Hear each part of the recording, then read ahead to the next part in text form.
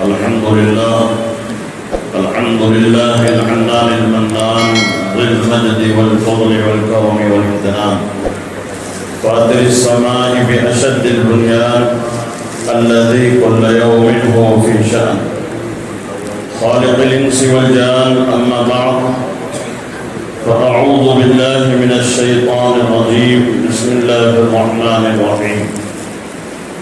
قل إن كنتم تحبون الله فاتبعوني يحببكم الله. صدق الله العظيم وبلغنا رسوله النبي الأمين المتين الكريم، ونحن على ما قال ربنا لمن الشاهدين والشاكرين والذاكرين والحمد لله رب العالمين. غوث اعظم زمانے بے سر و سامہ مدد قبلہ دی مدد کعبہ ایمان مدد بگرداب ولا افراد کشتی مدد کن یا معین الدین چشتی قادریم نارے یا غوث اعظم میزنم دمد شاید احمد رضا خان قطب عالم میزنم. آئیے ہم اور آپ سب سے پہلے عقیدت و محبت کے ساتھ اپنے اور ساری کائنات کے مرکز عقیدت حضور رحمت للعالمین شفیع المذنبین طہ و یاسین مالک رقاب امم نازش حق آسماں سیاح لامکہ عرب کے سورج عجم کے چاند اللہ کے پیارے ٹوٹے ہوئے دلوں کے سہارے آقائے نامدار مدنی تاجدار دونوں عالم کے مالک و مختار جناب محمد رسول اللہ صلی اللہ تعالی علیہ وسلم کی بارگاہ بے کس پناہ میں ہدیہ درود و سلام بصد احترام پیش کرنے کی سعادتیں حاصل کریں. پڑھیں اللہم صلی علی سیدنا و نبینا و مولانا محمد کما تحب و ترضى بأن تصلی علیہ صلاة و سلام علیک یا سیدی یا حبیب یا رسول اللہ صلی اللہ تعالی علیہ وسلم. حضرات گرامی، گزشتہ جمعہ اس آیت کو میں نے خطبے میں تلاوت کیا تھا، اسی آیت کو آج دوبارہ تلاوت کرنے کا شرف حاصل کیا. اللہ جل مجدہ الکریم اپنے کلام مبارکہ میں ارشاد فرماتا ہے قل ان کنتم تحبون اللہ، محبوب آپ فرما دیجئے لوگوں اگر تم اللہ تعالیٰ سے محبت کا دعویٰ کرتے ہو فاتبعونی تو میری اتباع کرو، میرے پیچھے پیچھے چلو. یحببکم اللہ، اگر تم میری اتباع کرو گے تو اللہ تعالیٰ بھی تم سے محبت فرمائے گا. یہ آیت کا معنی اور مفہوم ہے جو میں نے آپ کے سامنے بیان کیا. اس حوالے سے گفتگو ہوئی تھی کہ اللہ تبارک و تعالیٰ نے اپنی محبت کاملہ کا صلہ بندے کو اسی وقت عطا فرمائے گا جب کہ وہ اس کے حبیب کی اتباع کریں، جب کہ وہ اس کے اپنے محبوب کے پیچھے پیچھے زمانہ چلے تو ہی اللہ تعالیٰ اس کی محبت کو قبول فرمائے.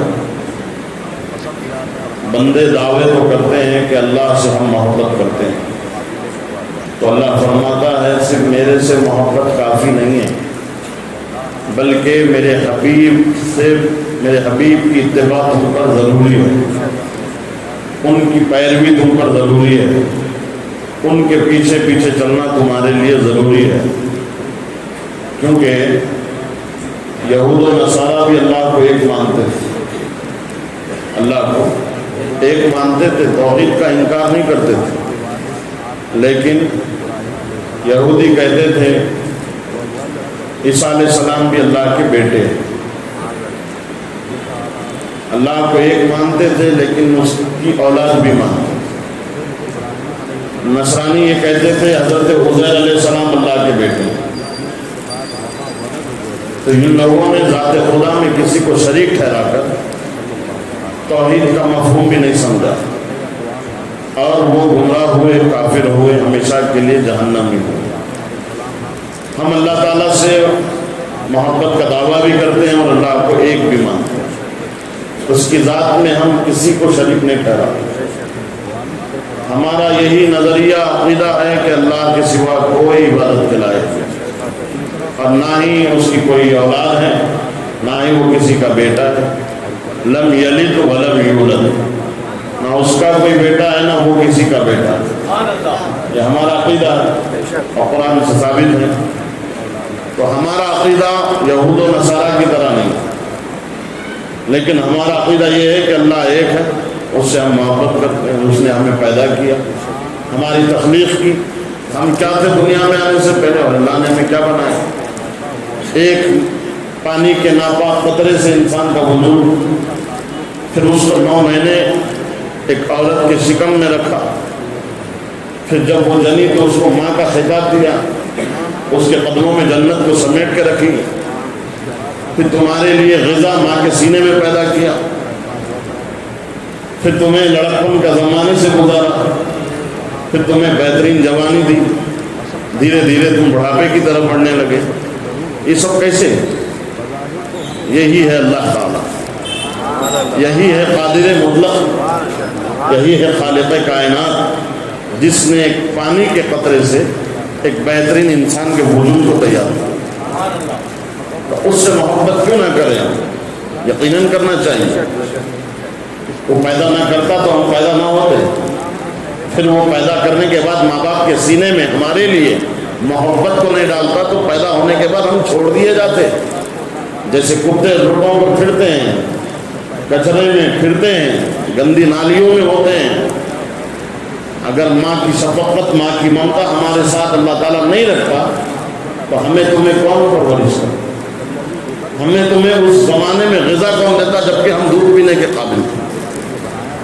تو یہ اللہ کا کرم ہے، احسان ہے مالک کا. یہ ہے اللہ تعالیٰ. تو اس سے محبت کرنا چاہیے اور کی جانی چاہیے. یقیناً ہم اللہ تعالیٰ سے محبت کرتے ہیں، اور اللہ بھی کہتا ہے میرے بندے محبت کا تم دعویٰ کر رہے ہو، مجھے معلوم ہے کہ تم مجھ سے محبت کرتے ہو، لیکن سنو، صرف میرے سے محبت کرنا کافی نہیں ہوگا، میرے حبیب سے بھی محبت کرنا. تم میری تعریف اتنی کرتے ہو نا کہ میں نے یہ پیدا کیا، یہ پیدا کیا، تمہیں ایسا بنایا. سنو، یہ اگر میرے حبیب نہ ہوتے تو یہ سب نہیں کرتا. میرے حبیب کی وجہ سے یہ سب کچھ ہے. لہذا جس کے لیے میں نے زمانے کو بنایا اس حبیب سے بھی محبت کرو. اس سے محبت کرو گے تو تمہارا یہ دعویٰ سچا ہوگا کہ تم اللہ سے محبت کرو. دیکھو دیکھو سبحان اللہ، اللہ تعالیٰ نے کیسا ضابطہ بنا دیا. دیے اللہ سے محبت کا دعویٰ اسی وقت سچا ہے جبکہ حضور سے محبت ہو.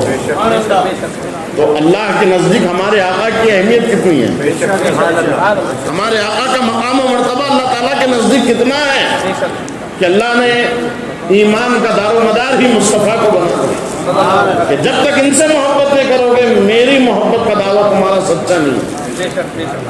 حالانکہ بندے ٹوٹ کے محبت کرتے اللہ تعالیٰ سے.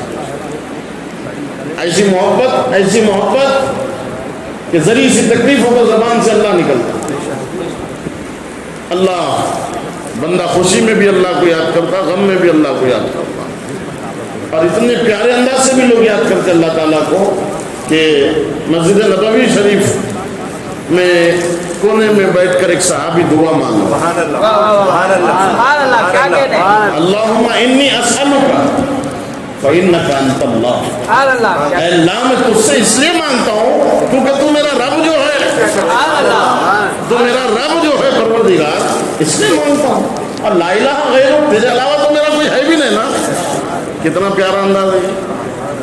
اے اللہ میں تجھ سے اس لیے مانگتا ہوں کیونکہ تو میرا رب جو ہے. اگر بیٹا باپ سے کہے ابو میں آپ سے اس لیے مانگ رہا ہوں پیسے، آپ میرے ابو جو ہے، آپ میرے بابا جو ہے، تو کتنی محبت ہے یہ جملوں میں. باپ کو اپنی ذات کو بھی بیچ کے دینا پڑے گا تو باپ دے گا بچے. یہ محبت کا جملہ ہی ایسے اس نے ادا کیا. بابا آپ سے میں اس لیے مانگتا ہوں کیونکہ آپ میرے بابا جو ہے. تو اللہ تعالیٰ سے بندہ کہے کہ مالک تجھ سے میں اس لیے مانگتا ہوں کیونکہ تم میرا رب جو ہے، اور تیرے علاوہ تو میرا کوئی ہے بھی نہیں نا، تیرے علاوہ کوئی معبود بھی تو نہیں ہے نا میرا، میں تجھی کو تو پوچھتا ہوں. ادھر یہ دعا کر رہا تھا، حضور مسکرا رہا. اور حضور نے فرمایا صحابی سے، کی دعا اللہ تعالیٰ نے قبول کر لی ہے، جو مانگیں گے ملے گا، کیونکہ مانگا ہی اس ڈھنگ سے تھا۔ تو رب سے محبت کرنے والے ایسے بھی ہیں۔ اللہ فرماتا ہے صرف میری محبت کافی نہیں ہے، میرے حبیب کی محبت بھی ضروری ہے۔ تو تم جب حبیب سے محبت کرو گے، اب تک تم اللہ سے محبت کرتے تھے، جب تم میرے حبیب سے محبت کرنے لگو گے تو میں بھی تم سے محبت کرنے لگوں گا۔ واہ واہ، سبحان اللہ، سبحان اللہ۔ یہ ہمارے لیے ڈھارس ہے، یہ ہمارے لیے تسلی کی چیز ہے، یہ ہمارے لیے سکون کی چیز ہے، یہ ہمارے لیے اطمینان کی چیز ہے۔ اور ایسا اطمینان کہ اللہ اکبر، تم اللہ سے محبت کرو، اللہ کے حکم کرو، ان کے حبیب سے محبت کرو، پھر اس کے صلے میں اللہ تم سے محبت فرمائے۔ کتنا پیارا سودا ہے یہ، سبحان اللہ۔ اور ہمارے آقا سے ہم محبت کیوں نہ کریں، کیوں نہ کریں محبت؟ اللہ نے ان کو بنایا ہی ایسا ہے کہ ان سے محبت کی جائے۔ اللہ نے انہیں بنایا ہی ایسا ہے کہ ان سے محبت کی جائے۔ دیکھو محبت کس وجہ سے ہوتی ہے، کس وجہ سے ہوتی ہے انسان کو کسی سے؟ یا تو حسن کی وجہ سے ہو، یا جاہ و منصب کی وجہ سے ہو، یا مال و دولت کی وجہ سے ہو۔ یہ تین ہی چیزیں ہیں کہ آدمی کسی سے محبت کرنے پہ مجبور ہوتا ہے۔ ان میں سب سے پہلی چیز ہے حسن۔ کسی کے حسن کو دیکھا فدا ہو گیا، دنیاوی حسن دیکھا فریفتہ ہو گیا، قربان ہونے کو جی چاہا۔ لیکن وہ ہنسی کہاں سے لاؤ گے جو مصطفیٰ جیسا ہنسی ہو؟ ہمارے آقا جیسا حسین و جمیل کہاں سے ملے گا؟ وہ ہنسی کیا ہے جو فتنے اٹھا کر چلے؟ ہاں ہنسی تم ہو جو فتنے مٹا کے چلے۔ یہ دنیا کا حسن ہے جو فتنوں میں مبتلا کرتا ہے، مصطفیٰ کا حسن دیکھنے کے بعد فتنے ختم ہو جاتے ہیں۔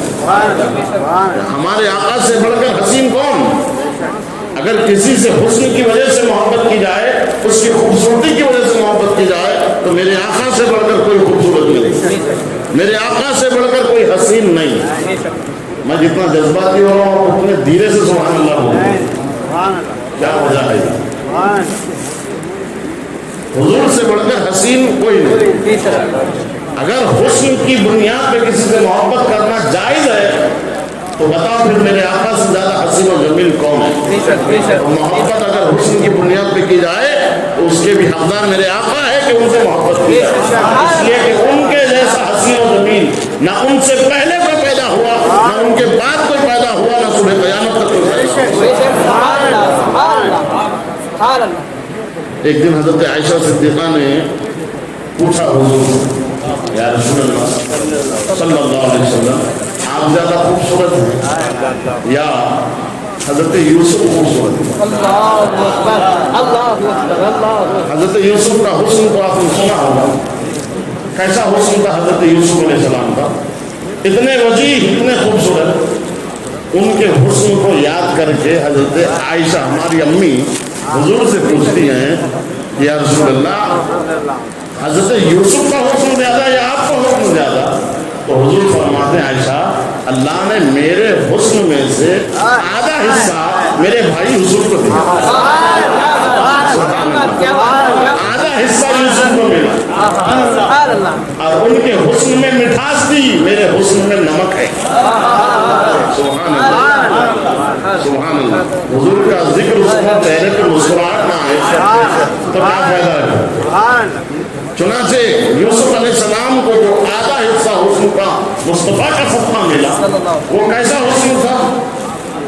سبحان اللہ۔ زلیخا ایسے ہی فدا نہیں تھی یوسف، جب فدا ہوئی تو سہیلیوں نے مذاق بنایا، ارے کیا ہے یوسف، کیسے ہے یوسف، ایک یوسف کے چکر میں تم اتنے فرفتہ ہو گئی، اتنی فدا ہو رہی ہے یوسف پہ، ہمیشہ یوسف ہی کا ذکر کرتے رہتی ہو، آخر ہے کیا یوسف؟ سہیلیوں نے تانے دی تو زلیخا نے کہا تم نے دیکھا ہی نہیں میرے یوسف، میں بلاؤں گی اور ذرا دیکھنا، اس کے بعد تم بولنا میں کیا کر رہی ہوں۔ اللہ اکبر۔ بلایا یوسف کو اور ہاتھوں میں کسی نے کہا نیمبو دیا، کسی نے کہا سیب دیا، اور کہا کہ یوسف کو دیکھنا اور ان کے استقبال میں نیمبو کاٹنا۔ لائن سے کھڑا کر دیا اور یوسف کو اشارہ کیا کہ آؤ، تو یوسف علیہ السلام آئے۔ اللہ اکبر۔ جب مصر کی حسین و جمیل عورتیں، کہ مصر میں عورتیں بڑی خوبصورت، وہاں کا حسن بڑی خوبصورت، تو وہاں کی حسین و جمیل عورتیں جس کے حسن پہ ان کو خود ناز ہو، وہ حسین و جمیل عورتیں حضرت یوسف علیہ السلام کو آتے ہوئے دیکھی تو استقبال میں نیمبو کاٹنے لگی، نیمبو بھی کٹ گیا، انگلیاں بھی کٹ گئی، اور پتہ بھی نہیں چلا کہ کب نیمبو کٹا کب انگلیاں کٹی، ایسے حسن پر فرشتہ ہو گئی، گم ہو گئی یوسف کے حسن۔ اللہ اکبر، یہ ہے یوسف علیہ السلام کا حسن۔ اعلیٰ حضرت سے پوچھئے، اعلیٰ حضرت فرماتے ہیں حسن یوسف پہ کٹی مصر میں انگشت زنا، یوسف علیہ السلام کے حسن پر مصر کی عورتوں کی انگلیاں کٹی۔ یہ ہے یوسف علیہ السلام کا حسن۔ میرے آقا کا حسن کیسا ہے؟ اعلیٰ حضرت دوسرے شعر میں فرماتے ہیں سر کٹاتے ہیں تیرے نام کے مردان عرب۔ وہاں یوسف کو دیکھ کر انگلیاں کٹی، یہاں سر کٹاتے ہیں انگلیاں نہیں، وہاں کٹی یا کٹاتے ہیں، کاٹنا نہیں چاہتی تھی کٹی نہیں، کاٹنا اور ہے کٹا دینا اور ہے۔ چھری میں پیاز کاٹ رہی تھی، کاٹنی پیاز تھی لیکن کٹی انگلی، انگلی کو تو کاٹنا نہیں چاہتی۔ تو یوسف علیہ السلام کے حسن کو دیکھ کر ان کو نیمبو کاٹنا تھا لیکن کٹی انگلیاں، نیمبو بھی کٹا انگلیاں بھی کٹی، کاٹنا نہیں چاہتی تھی کٹی غفلت میں، اور وہ ماضی میں ہو گیا گزر گیا کٹی، یہاں کٹاتے ہیں، ریگولر یہ معاملہ ہے، جان بوجھ کے کٹاتے ہیں۔ ایک صحابی میدان میں زخمی ہوئے، اتنے زخمی ہوئے کہ اب چلنے کی طاقت نہیں ہے ان کے اندر، زمین پہ آ گئے تو پوری طاقت کو یکجا کر کے اپنے آپ کو گھسیٹتے ہیں، اور اتنی گھسیٹ آ رہی ہے کہ اب دم نکلنے والا ہے، گردن اٹھا کے دیکھتے ہیں حضور کا، دھیرے دھیرے گھسیٹتے ہوئے اپنے آپ کو حضور کے قدموں میں پہنچائے، اور قدمان مصطفیٰ میں سر رکھا اور جان ان کے جسم سے رخصت ہو۔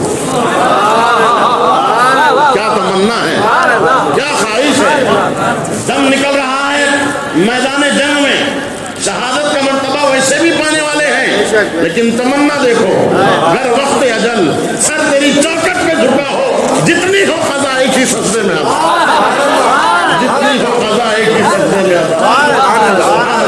وہ صحابی رسول کی تمنا دیکھیے ذرا، جان تو جانے والی ہے، کتنی اچھی جان ہے جو حضور کے قدموں میں چلے، کروں تیرے نام پہ جان فدا، نہ بس ایک جان دو جہاں فدا، دو جہاں سے بھی نہیں جی بھرا، کروں کیا کروڑوں جہاں میں۔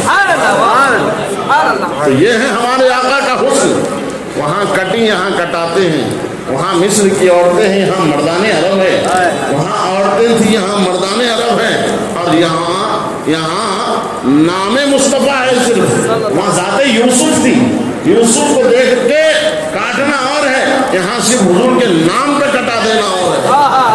یہ ہے حضور کا حسن۔ اب ایسے حسین سے محبت نہ کی جائے تو پھر کس سے کی جائے؟ حضرت عائشہ پھر بعد میں کہنے لگی یوسف کا حسن، ان سے بھی پوچھا کسی نے یوسف کا حسن زیادہ خوبصورت تھا کہ میرے آقا کا، تو انہوں نے جواب دیا تھا یوسف کا حسن پوچھنے والوں، اگر یوسف کا حسن مصر کی عورتیں دیکھی تو اپنی انگلیاں کاٹ لی تھی، اگر وہ خدا کی قسم میرے آقا کا حسن دیکھتی تو انگلیاں نہیں جگر کاٹ کے رکھ دیتی۔ یہ ہے حسن مصطفیٰ۔ ایک دن جبریل علیہ السلام سے حضور نے پوچھا، جبریل سب کو دیکھا، آدم سے لے کے ایدم تک سب کو دیکھا، میرے سے زیادہ خوبصورت بھی کسی کو دیکھا؟ سبحان اللہ، سبحان اللہ۔ حضرت حسان ابن ثابت نے حضور کے سامنے، حضور موجود ہیں اور حضرت حسان ممبر پر حضور کی نعت پڑھ رہے ہیں، کیا کہہ رہے تھے؟ وَأَحْسَنُ مِنْكَ لَمْ تَرَبَّتُ عَيْنِي۔ سبحان اللہ، غیبانے میں حضور کے اتنی تعریف کر رہے ہیں اور ہمارے چہروں پہ مسکراہٹ ہے، حضور سامنے ہو اور یہ تعریف ہو، ذرا تصور میں بھی لا سکتے ہو تو لائیے۔ کہا سامنے حضور کو بٹھا کے وَأَحْسَنُ مِنْكَ لَمْ تَرَ آپ جیسا حسین و جمیل آج تک میری نگاہوں میں دیکھا اجمل مِنْكَ لَمْ تَلِدِ النِّسَاء دیکھتا بھی کیسے کسی ماں نے آج تک آپ جیسا بچہ پیدا بھی نہیں کیا خُلِقْتَ مُبَرَّأً مِنْ كُلِّ عَيْبٍ کہ اللہ نے آپ کو ہر عیب سے پاک بنا کر کے پیدا کیا کأنک قد خلقت کما تشاء آقا حق تو یہ ہے آپ جیسا پیدا ہونا چاہتے تھے آپ کے پروردگار نے آپ کو ویسا پیدا ہونا حضور سامنے موجود ہے کاشا اپنے سر انور پر چادر مبارک اوڑے ہوئے ہیں اور ادھر حسان کی زبان سے اپنی مدحت اور ثنا سن رہے ہیں حضور جھومنے لگے اس قدر جھومے کہ حضور کی شان مبارک تک چادر سرک کر آ گئی سبحان اللہ پھر حضور نے حسان کو دعا دی اے اللہ اس کے منہ کو ہمیشہ تر و تازہ رکھ سبحان اللہ تو یہ حضور کا حسن جو حضرت حسان نے دیکھا تعریف کی تو کچھ لوگوں نے اعتراض کیا حسان کو کیا معلوم وہ تو صرف مدینے میں دیکھے نا ہو سکتا ہے دنیا کے بہت سارے ممالک میں حضور سے زیادہ خوبصورت کوئی ہو کہیں اور بھی زیادہ خوبصورت ہو حسان نے تو صرف مکہ دیکھا مدینہ دیکھا ان کی بات ہم کیسے مانیں ہمارے پاس جتنے مسئلے آتے اتنے مسالے بھی ہمارے پاس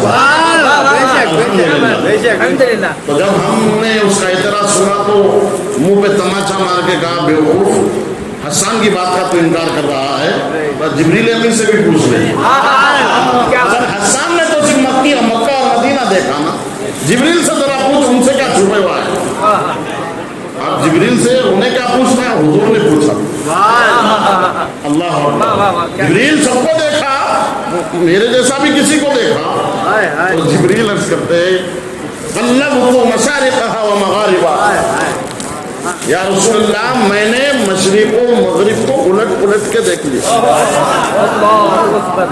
ان کی طاقت ملکوتی طاقت فرشتے ہیں سردار ہیں ملائکہ کے ایک خاص مقام ہے سدرۃ المنتہا ان کا ہر نبی کے پاس آنا جانا انہی کا کام وہی لانا انہی کا کام وہ کہتے ہیں اول سے لے کے آخر تک آپ تک سب کو دیکھا اور زمین و آسمان مشرق و مغرب چھان بین کے دیکھ لیا چھانا کیسا جاتا ہے گھروں میں دیکھتے ہوں گے اب چھانا کیسا جاتا ہے آٹا الگ بھوسا الگ چھاننا اس کو کہتے تو چھانا انہوں نے پلٹ دیا الٹ دیا سب حدیث کے الفاظ قلب میں نے مشرق و مغرب کو انڈیل دیا پلٹ دیا عدل بدل کر کے سب دیکھا لمارا مثل آج جبریل کی نگاہوں نے بھی آپ جیسا حسین و جمیل آج تک کسی کو نہیں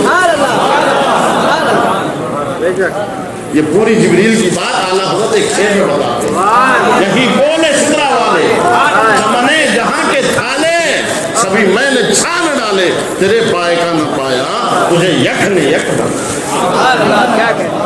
خدا ایک ہے تو مصطفیٰ بھی ایک نہ خدا ہونے میں کسی کا شریک ہے نہ مصطفیٰ ہونے میں کسی کا شریک نہ ان کے جیسا کوئی نہیں نہ اس کے جیسا کوئی نہیں تو جس کے حسن کی وجہ سے اگر اس سے محبت کی جائے تو اس کے حقدار سب سے زیادہ ہمارے آقا ہے کہ ان کے حسن پہ فدا ہو جائے ان کے حسن پہ فدا ہو جائے محبت سب کچھ کراتی ہے حضور کو دیکھنے والوں نے دیکھا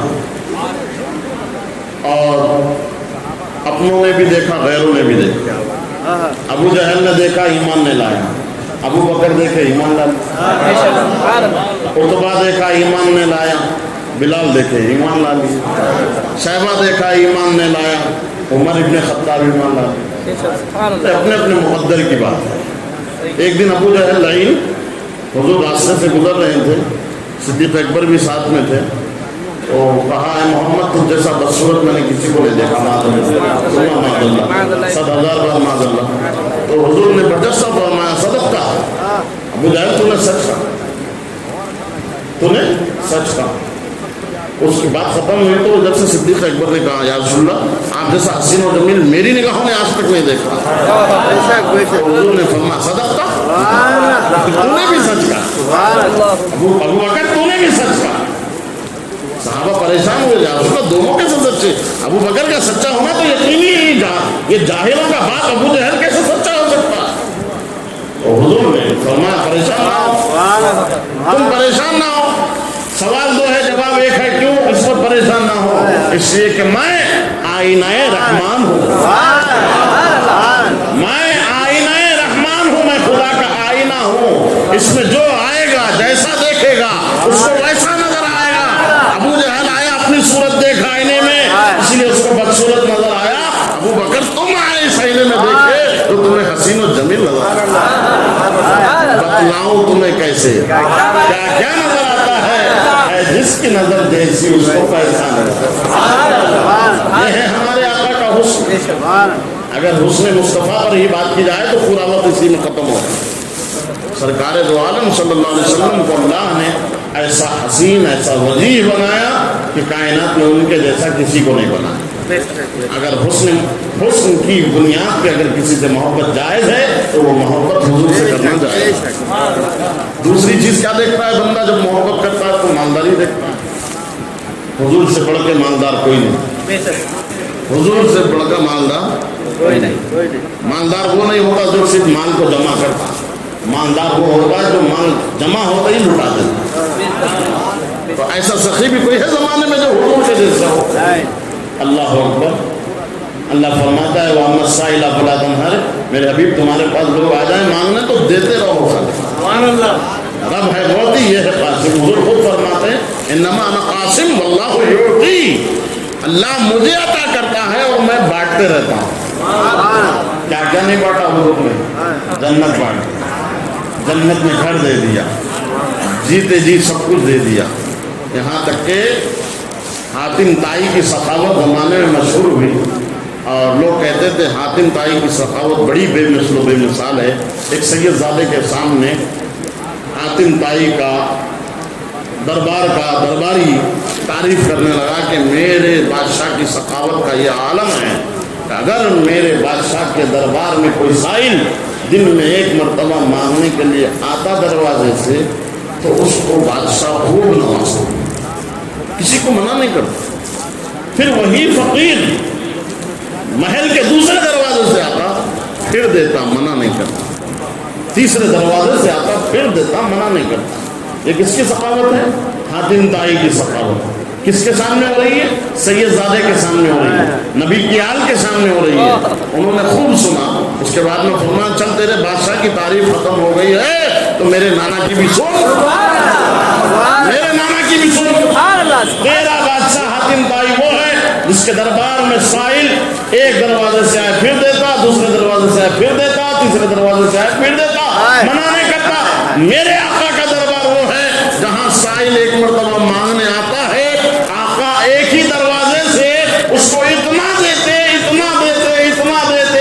دوسرے دروازے سے آنے کی ضرورت ہی نہیں. دوسرے دروازے سے آنے کی ضرورت ہی نہیں پڑتی، اتنا دیتے ہو.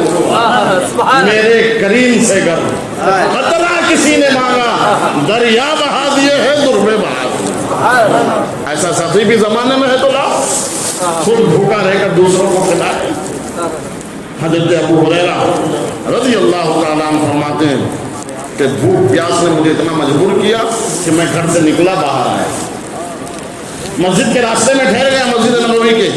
اس نیت سے ٹھہرا کوئی دیکھے گا تو مجھے لے جا کر کے کھلائے گا پلائے گا. نماز سے فارغ ہو کر آ کے ٹھہر گیا مسجد نبوی کے راستے میں تو صدیق اکبر کا گزر ہوا. اب صدیق اکبر کی عادت کریمہ تھی، نظریں نیچی کر کے چلتے تھے، اوپر نہیں دیکھتے تھے. تو اب کہاں کیسے اب ان کی توجہ اپنی طرف مائل کرائیں. اور کہا سلام کر کے ایک مسئلہ پوچھیں گے. مسئلہ بتاتے ہوئے وہ میری صورت دیکھیں گے تو میری صورت کا نڈھال پنا ان کو نظر آئے گا اور وہ مجھے لے جا کے کھلائیں گے. یہ سوچ کر حضرت ابو ہریرہ نے سلام کیا. السلام علیکم. وعلیکم السلام. کہا ایک مسئلہ پوچھنا تھا. مسئلہ بتا دیے، آگے چلے گئے. توجہ نہیں. فاروق اعظم آئے، عثمان غنی آئے، چوتھی مرتبہ حضور آئے. سب سے مسئلہ پوچھا، سب نظر انداز جو ان کا مقصد تھا اس کو پورا نہ کیا۔ چوتھی مرتبہ حضور آئے تو حضور کو کہنے کی ضرورت نہیں پڑی، مسئلہ پوچھنے کی ضرورت نہیں پڑی، حضور نے ہاتھ پکڑا، کہا چل میرے گھر چل۔ سبحان اللہ۔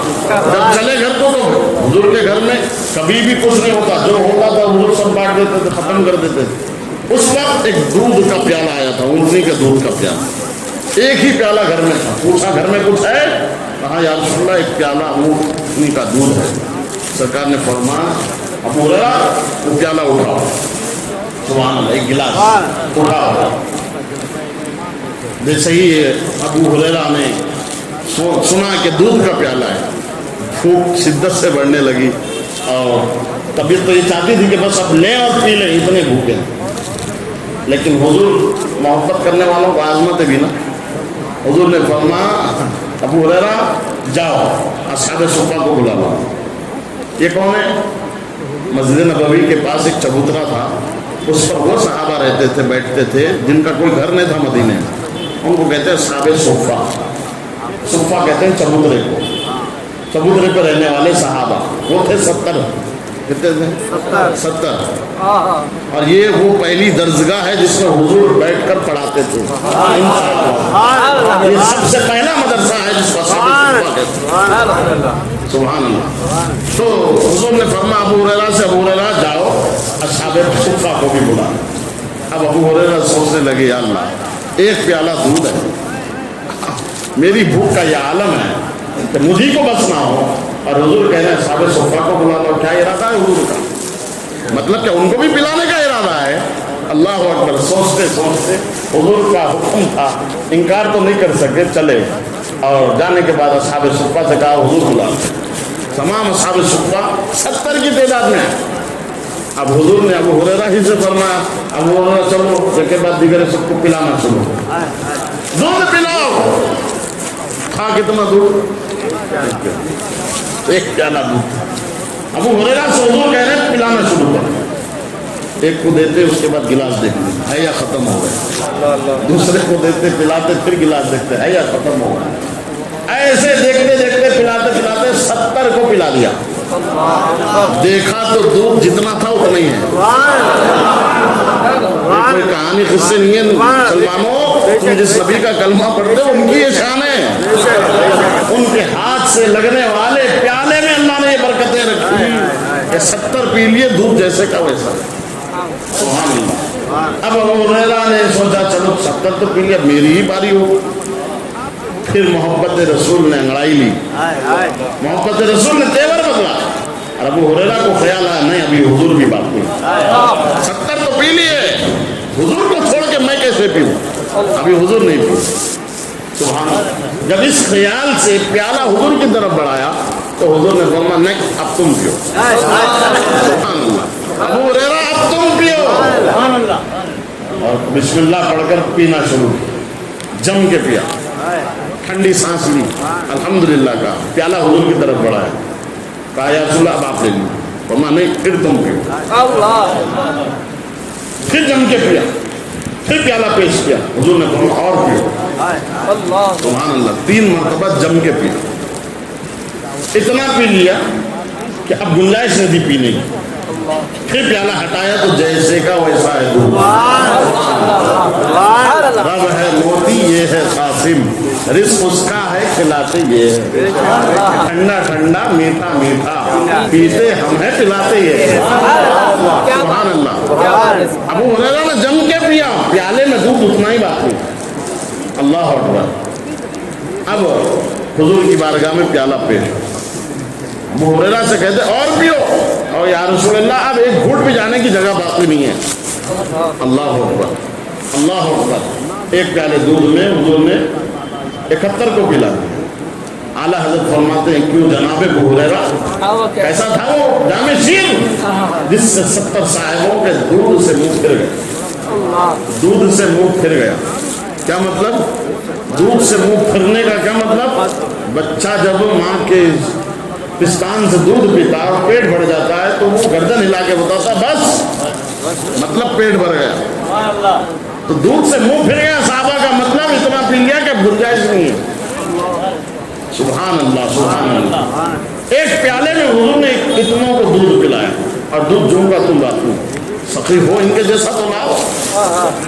حضرت جابر کہتے ہیں ایک جنگ میں پانی ختم ہوا تو حضور کی انگلیوں سے پانی کے چشمے جاری ہوئے، پانی بہنے لگا، اور فرمایا راویوں نے جابر تمہارے ساتھ کتنے لوگ تھے؟ اور فرمایا 1000 1,00,000 بھی ہوتے تو سب کو پانی کافی ہو جاتا، اتفاق سے ہم وہاں 1500 1500 کے لیے وہ پانی کافی ہوا۔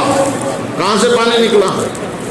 انگلیوں کی گھائیوں سے، یہاں سے 5 چشمے پانی کے بہے کٹورے میں، انگلیاں ہیں فیض پر، ٹوٹے ہیں پیاسے جھوم کر، ندیاں پنج آب رحمت کی ہے جاری، واہ واہ کیا ہی ذوق افزا شفاعت ہے تمہاری، واہ واہ قرض لیتی ہے گناہ پرہیزگاری، واہ واہ۔ یہ حضور کی شان سخاوت۔ تو اگر کسی کی مالداری کی بنیاد پہ محبت کرنا جائز ہے تو اس سے سب سے زیادہ حقدار حضور ہے کہ حضور سے محبت کی جائے۔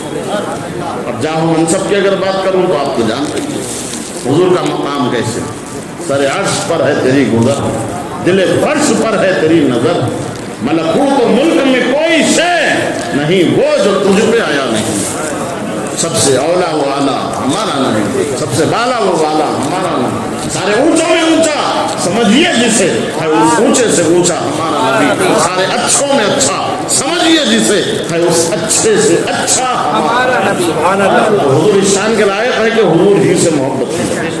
اب پھر ہم حضور سے محبت کیوں نہ کریں؟ حضور نے ہم سے جو محبت کی ہے، کتنی محبت کی حضور نے ہم سے، ہمارے ماں باپ سے زیادہ حضور ہم سے محبت کرتے۔ کائنات میں کوئی تمہارا اتنا رفیق سفر نہیں ہے، کوئی اتنا ہمدرد نہیں ہے جتنا حضور تمہارے ہمارے ہمدرد ہے۔ النبی اولی بالمؤمنین من انفسہم، نبی تو وہ ہے جو تمہاری جانوں سے زیادہ قریب ہے۔ ہمارے نبی ہماری جان سے زیادہ قریب ہے۔ اتنا قریب بھی تمہارے کوئی ہے؟ کوئی رشتہ دار تمہارا اتنا قریب ہے جتنا حضور تم سے قریب ہے؟ اتنے قریب ہیں حضور۔ پیر میں کانٹا چبھے تو گھر والوں کو بعد میں معلوم ہوتا، قبر انور میں حضور پہلے بے چین ہوتے کہ میرے غلام کے پیر میں کانٹا چبھا۔ اتنی محبت بھی کوئی تم سے کرتا؟ حضور جب دنیا میں تشریف لائے تو زبان اقدس سے پہلا کلمہ یہ نکلا، اللہم ربی حب لی امتی، اے اللہ میری امت کو میرے حوالے فرما دے۔ کون ہے جو تمہاری اتنی فکر کرے؟ سفر میں، حضر میں، خلوت میں، جلوت میں، ہر جگہ امت کو حضور نے یاد فرمایا، ہر مقام پہ امت کو یاد فرمایا اور امت کا لحاظ فرمایا۔ کبھی بھی فکر کرتے تو امت کی فکر کرتے۔ ایک دن مسجد نبوی شریف میں حضور بیٹھ کے نماز پڑھنے لگے، خلاف معمول، ہمیشہ ٹھہر کے نماز پڑھنے والے حضور بیٹھ کے نماز پڑھنے لگے تو حضرت عائشہ صدیقہ نے پوچھا یا رسول اللہ کیا بات ہے، آج خلاف معمول آپ بیٹھ کے نماز پڑھنے لگے ہیں؟ تو حضور فرماتے ہیں عائشہ کیا کروں، میری گناہ گار امت کے گناہوں میں مجھے بوجھل کرنا، اتنی فکر تمہاری۔ مولا علی فرماتے ہیں جب حضور کا وصال ہوا، میں خود قبر شریف میں اترا حضور کو لٹانے کے لیے، جب میں لٹایا تو حضور کے لبے مبارک کھل رہے تھے اور فرما رہے ہیں کہ اللہم ربی حب لی امتی۔ اتنی فکر بھی کوئی تمہاری کرنے والا ہے؟ مسلمانوں، جس نبی سے ہم دور ہو گئے، جس نبی کی محبت میں کبھی ہماری آنکھ سے آنسو نہیں نکلا، جس نبی کی محبت کو ہم نے چھوڑ کر دنیا کی محبت میں فرفتہ ہو گئے، گرفتار ہو گئے، فنا ہونے جا رہے ہیں، ہمارے آقا سے بڑھ کر بھی کوئی تمہارے لیے حقدار ہے کہ ان سے محبت کی جائے؟ حضور نے اتنی محبت کی ہم سے، کس قدر محبت؟ صرف ایک مرتبہ سنا تھا جبریل سے، جبریل آ کر نے کہا تھا یا رسول اللہ ابھی جہنم دیکھ کر آ رہا۔ کہاں جہنم میں کیا کیا دیکھا؟ کہاں قوم لوط کو جلتے ہوئے دیکھا، قوم سمود کو جلتے ہوئے دیکھا، قوم عاد کو جلتے ہوئے دیکھا، خاموش ہو گئے۔ تو حضور کو بھی چاہیے تو نا خاموش ہو جاتے، لیکن حضور نے فرمایا آگے بتاؤ اور کس کو جلتے جلتے دیکھا؟ خاموش ہو گئے، جبریل کہتے نہیں تھے۔ حضور نے بار بار کہا جاؤ کہو جبریل کس کو دیکھا جہنم میں جلتا ہوا؟ کہا یا رسول اللہ آپ کی وہ امت کے گناہ گاروں کو میں نے جہنم میں جلتے ہوئے دیکھا۔ اللہ اکبر۔ صرف اتنا سنا حضور نے کہ میری بھی امت جہنم میں جل رہی، تو حضور بے چین ہو گئے، گھر چھوڑ دیا اپنا، گھر سے نکل گئے، شہر مدینہ چھوڑا حضور نے، مدینے کی بستی سے باہر ہو گئے، جنگلوں کی طرف نکل گئے، 3 دن 3 رات ہو گئے حضور گھر کو نہیں ہے۔ کیا سنا تھا کہ آپ کی بھی امت کو میں جہنم میں جلتا ہوا دیکھ رہا۔ اللہ اکبر۔ 3 دن امت کے غم میں حضور اپنے گھر سے، شہر سے، مسجد سے دور رہے۔ وہ صحابہ جن کو صبح ہوتی تو حضور کی زیارت ہوتی تھی، رات ہوتی تو حضور کی زیارت ہوتی تھی، جب تک حضور کا چہرہ نہیں دیکھتے ان کو اطمینان نہیں آتا تھا۔ 3 دن ہو گئے، حضور نظر نہیں آ رہے ہیں، سب تلاش میں نکل گئے کہ حضور کہاں ہے، حضور کہاں ہے، حضور کہاں ہے۔ مدینے سے وہ بھی باہر ہوئے، آبادیوں کو دیکھا، شہر سے باہر ہوئے اور جنگلوں کی طرف بڑھے تو ایک چرواہے سے ان کی ملاقات ہوئی۔ کہاں ہے یہاں؟ تم نے ہمارے حضور کو دیکھا، ہمارے آقا کو تم نے دیکھا؟ وہ چرواہے نے کہا کون تمہارا آقا ہے؟ میں یہ نہیں جانتا، ہاں اتنا جانتا ہوں وہ جو پہاڑ نظر آ رہا ہے اس پہاڑ کے پاس سے ایسی دکھ بھری رونے کی آواز آتی ہے جس کو سن کر میری بکریوں نے بھی چرنا چھوڑ دیا۔ اللہ اکبر۔ صحابہ سمجھ گئے وہ کوئی اور نہیں، وہ حضور ہے۔ امت کے غم میں شاید آنسو آ رہے ہیں، اس فکر میں صحابہ دوڑے، دیکھا تو واقعی حضور سجدے میں سر رکھے ہوئے ہیں، زبان اقدس سے کلمات جاری ہے، اللہم ربی حب لی امت، اے اللہ میری امت کو میرے حوالے فرما دے، اے اللہ میری امت کے حال پر رحم فرما، میرے مالک میری امت کو بخش دے، میرے حوالے کر دے ان کے معاملے کو۔ اللہ اکبر۔ اتنا ہوئے حضور، اتنا ہوئے کہ آنسوں سے داڑھی مبارک تر ہو، مصلح آنسوں سے بھیگ گئے۔ وہ غار سجدہ آج بھی مدینہ پاک میں موجود ہے، وہ پہاڑ بھی آج بھی سجدے کی کیفیت میں ہے۔ 3 دن 3 رات حضور نے امت کے غم میں وہاں آنسو آئے۔ جب آنسو بہتے تھے حضور کے تو پہاڑ سے اتر کر نیچے آتے تھے۔ اعلیٰ حضرت اس کی منظر کشی کرتے ہیں، اللہ کیا جہنم اب بھی نہ سد ہوگا، رو رو کے مصطفیٰ نے دریا بہا دیے ہیں، رو رو کے مصطفیٰ نے۔ اللہ اکبر۔ صحابہ دیکھے بہت دیر ہو گئی، حضور سجدے سے نہیں اٹھاتے تو گزارش کیا آقا چلیے نا، مدینہ چلیے، سجدے سے سر اٹھائیے، اللہ تعالیٰ بھلا فرمائے گا آپ کی امت کا، رسوا ہونے نہیں دے گا، شرمندہ ہونے نہیں دے گا۔ آقا چلیے نا، مدینہ کی عورتیں بے چین ہیں، بچے بے چین ہیں، آقا سب پریشان ہیں کہ حضور کہاں ہے، چلیے۔ حضور سجدے سے سر نہیں اٹھاتے، سب کہہ رہے ہیں چلیے اٹھیے سر اٹھائیے، کسی کی نہیں سنتے۔ کس کے قاتل؟ ہم پاپیوں کے قاتل، ہم سزاواروں کے قاتل، ہم خطا کاروں کے قاتل۔ گناہ ہم کرے کبھی توبہ کا خیال ہم کو نہیں، ہم گناہ کرے تو حضور ہمارے لیے بخشش کی دعا کرتے۔ ایسا بھی کوئی ہے جو تم سے محبت کرتا؟ بہت دیر ہو گئی، حضور سجدے سے سر نہیں اٹھاتے تو صحابہ نے سوچا چلو جائیں گے، نبی کی بیٹی فاطمہ سے عرض کریں گے، وہ آئے گی تو اپنے ناز بھرے انداز میں اپنے بابا کو منا لے گی۔ یہ سوچ کر آئے اور حیا کے دامن میں حضرت فاطمہ زہرا سے کہا صحابہ نے کہ چلو حضور وہاں ہمیں ملے ہیں، آپ سجدے میں سر رکھے ہیں، رو رہے ہیں، امت کے غم میں آنسو بہا رہے ہیں، ہم نے بہت کہا لیکن حضور سجدے سے سر اٹھانے کو تیار نہیں، چلیے نا آپ چل کر کے اپنے انداز میں بابا کو منائیے۔ اللہ اکبر۔ یہ کہا تو سیدہ فاطمہ چادر زہرا کو اوڑھ کر آئی دھیرے دھیرے قدموں سے بارگاہ مصطفیٰ میں، یعنی کہ وہاں غار میں پہنچی اور کہا بابا فاطمہ حاضر ہیں، بچے حسنین کریمین بے چین ہیں، آپ کو دیکھنے ترس رہے ہیں، بل بلا رہے ہیں، مدینے کی عورتیں بچے پریشان ہیں، آقا بہت دیر ہو گئی، اب چلیے نا گھر چلتے ہیں۔ گھر چلتے ہیں، اللہ تعالیٰ خیر کا معاملہ فرمائے گا، اللہ بھلائی کا معاملہ فرمائے گا، آپ کی امت کو رسوا ہونے نہیں دے گا۔ آقا چلیے نا، چلیے۔ فاطمہ زہرا بھی بار بار اصرار کرتی رہی، پھر بھی میرے آقا سجدے سے سر اٹھانے کو تیار نہیں۔ کس کے خاطر؟ اپنے خاطر۔ ہم نے تم نے جو حضور کو بلایا نا، کبھی حضور کو یاد نہیں کرتے نا، کبھی حضور کے غم میں آنسو نہیں بہایا نا، کبھی فکر نہیں کی نا ہمارے آقا ہماری کتنی فکر کرتے، اس پر سوچا؟ کبھی نہیں سوچا۔ ہیرو ہیروئن کی جدائی پہ رونے والوں حضور کی یاد میں کب رو گے؟ فلمیں دیکھ کر، ڈرامے دیکھ کر ایموشنل ہونے والوں حضور کو یاد کر کے کب ایموشنل ہو گئے؟ کب آنکھ سے آنسو جائیں گے؟ تمہارے قاتل حضور نے اتنے آنسو بہائے ہیں، اتنی فکر کی ہے تمہاری ہماری حضور نے، اللہ اکبر، سجدے سے سر اٹھانے کو تیار نہیں ہے۔ کافی دیر ہو گئی تو حضرت فاطمہ کہتی ہے بابا آخری بات میں آپ سے کہنا چاہتی ہوں، یہ میرے جو سر کے بال ہے ان بالوں کو کسی مرد کو مرد، کبھی چاند اور سورج نے بھی ان سر کے بالوں کو نہیں دیکھا۔ آقا اگر آپ سجدے سے سر نہیں اٹھائیں گے، فاطمہ اپنی چادر سر سے ہٹائے گی تو پھر قیامت سے پہلے قیامت آ جائے گی۔ بابا میرے حال پر رحم کیجیے اور اپنے آپ کو سجدے سے اٹھائیے۔ اتنی بات سن کر ادھر حضور سجدے سے سر اٹھانے لگے، ادھر جبریل آنے لگے، کہنے لگے آقا پریشان نہ ہو، اللہ آپ کو تسلی دیتا ہے، اللہ آپ کو اتنا دے گا، وَلَسَوْفَ يُعْطِيكَ رَبُّكَ فَتَرْضَىٰ، ان قریب آپ کا پروردگار آپ کو اتنا دے گا کہ آپ اللہ سے راضی ہو جائیں گے۔ آپ پریشان نہ ہو، امت کے معاملے میں آپ بے اس لیے کہ قیامت کے دن اللہ تعالیٰ آپ کی گناہگار امت کو نہیں دیکھے گا، ان کے گناہوں کو نہیں دیکھے گا، بلکہ آپ کی رحمت کے صدقے میں، آپ کے اس رونے اور اپنے رب کو منانے کے انداز کے صدقے میں اللہ آپ کے جتنی گناہگار امت میں گناہگار ہوں گے سب کو بخش کر بلا حساب کے جنت عطا فرمائے۔ ایسی بھی کوئی ہے تمہاری جو فکر کرے؟ سوچو مسلمانوں، حضور سے بڑھ کے ہمارا کوئی خیر خواہ نہیں، اپنے نبی سے زیادہ ہم سے کوئی محبت کرنے والا نہیں ہے جتنی محبت حضور ہم سے کرتے ہیں۔ تو ہمارا بھی فریضہ ہے کہ ہم اپنی جان سے بڑھ کر حضور سے محبت کریں گے انشاءاللہ۔ اپنی اولاد، اپنی بیوی، اپنے بچوں سے بڑھ کر ہمیں حضور سے محبت کریں گے، صرف زبان سے دعویٰ نہیں، عملی طور پہ اس کا ثبوت دیں گے کہ واقعی ہم عاشق رسول ہیں، محبت رسول میں ہم رہنا چاہتے ہیں۔ آقا کی محبت کبھی بے نمازی نہیں بناتی، آقا کی محبت کبھی چہرے سے داڑھی نہیں کٹواتی، آقا کی محبت کبھی سودی کاروبار کرنے نہیں دیتی۔ آقا کی محبت سچی محبت ہوتی ہے، جو اس محبت میں گرفتار ہوتا ہے تو پھر وہ نمازوں کا بھی پابند ہوتا ہے، وہ چہرے پہ سنت رسول بھی سجاتا ہے، وہ حرام کمائی نہیں کماتا، حلال روٹی روزی کے راستے تلاش کرتا ہے۔ سچی محبت کرو حضور سے، صلہ ملے گا۔